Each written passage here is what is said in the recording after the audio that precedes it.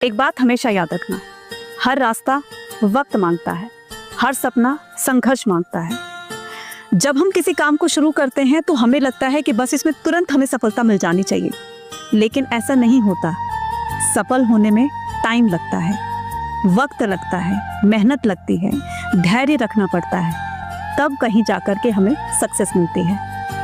साम्राज्य बड़े बड़े हुए राजाओं के, क्या उन्होंने एक दिन में अपना साम्राज्य खड़ा कर लिया? नहीं, उन्होंने भी कहीं ना कहीं इसके लिए संघर्ष किया होगा, तब जाकर अपना इतना बड़ा साम्राज्य उन्होंने बनाया होगा।